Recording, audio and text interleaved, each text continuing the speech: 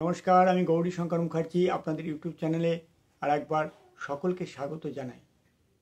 নতুন বছর 2025 আপনাদের যেন ভালোভাবে কাটুক, আপনারা যেন সুস্থ থাকেন, সবাই যেন ভালো থাকেন, এই আশা নিয়ে আজকে আপনাদের সামনে ভিডিও করতে চলে এসেছি।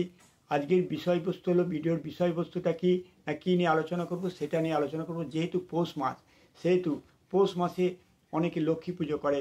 যারা এদেশীয়রা আছেন, যাদের ধানের লক্ষ্মী আছে, এদেশীয় বলে যাদের ধানের লক্ষ্মী, তারা লক্ষ্মী পুজো করে থাকেন। আর অনেকের বাড়িতে কোজাগরী লক্ষ্মী পুজো হয়, কিন্তু ধানের লক্ষ্মী নেই কো।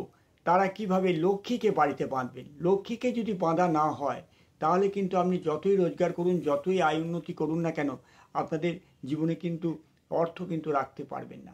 সেই লক্ষ্মীকে কিভাবে বাঁধবেন, সেই উপায়গুলো আজকে আপনাদের বলবো। আপনারা সেই উপায় নিয়ে আপনাদের সামনে উপস্থিত হয়েছি, বা সেই উপায়গুলোকেই আপনাদের সামনে আলোচনা করব। যদি আমার আলোচনা ভালো লাগে তবে একটা লাইক দেবেন। যারা আমার এই ভিডিও প্রথম দেখছেন, এর আগে কোনো দিনই দেখেননি, তারা আমার এই চ্যানেলটাকে, ছোট্ট চ্যানেলটাকে সাবস্ক্রাইব করে বেল আইকনকে প্রেস করে দেবেন। তাতে কি হবে, আমি যে নিত্য নতুন ভিডিও যে দেখব, সবার আগে তার নোটিফিকেশান আপনারা পেয়ে যাবেন। তাহলে ভিডিও শুরু করছি। দেখুন, যাদের বাড়িতে ধানের লক্ষ্মী আছে তাদের এটা করার প্রয়োজন নেই। ভালো করে শুনবেন। যারা কোজাগরী লক্ষ্মী পুজো করেন, ধানের লক্ষ্মী নেই, তারা কিভাবে লক্ষ্মীকে বাঁধবেন? লক্ষ্মীকে বাঁধতে হবে, তার উপকরণগুলো কী কী? একটা তামার ঘট নিতে হবে, তামার ঘট, যার মধ্যে 108 টাকা কয়েন, 1 টাকার কয়েন যাতে ধরে সেরকম একটা ঘট নিতে হবে। আর কি নেবেন?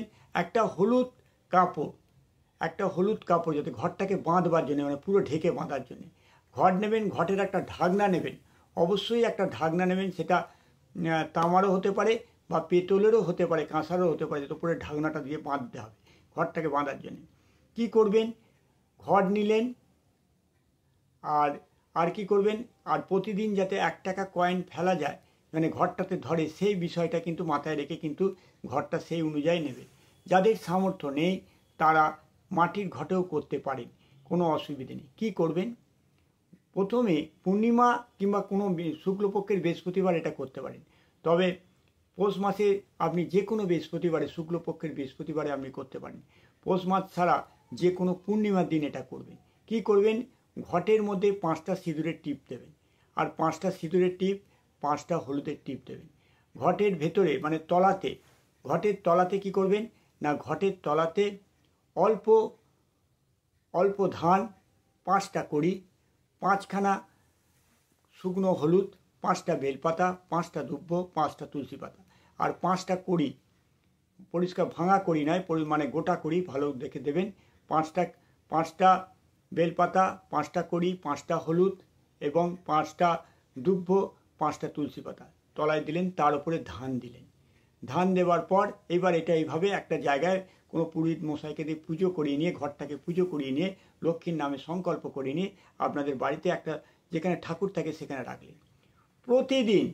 প্রতিদিন এটা করতে হবে কি না, প্রতিদিন 1 টাকার কয়েনকে সিঁদুর মাখিয়ে ওর মধ্যে ফেলবেন।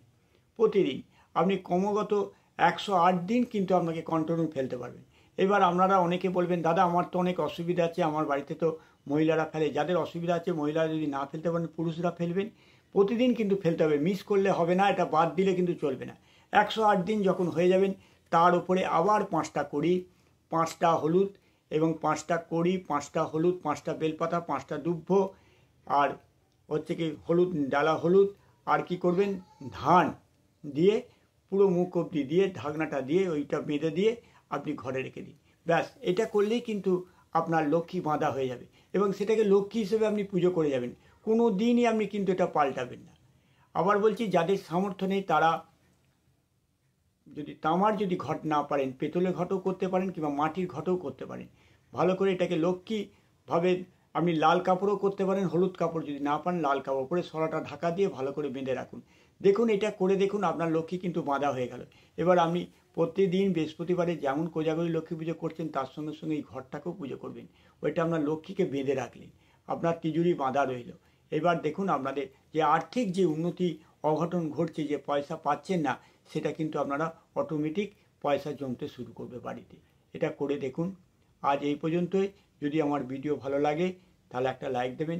সকলে ভালো থাকুন, সুস্থ থাকুন। নমস্কার।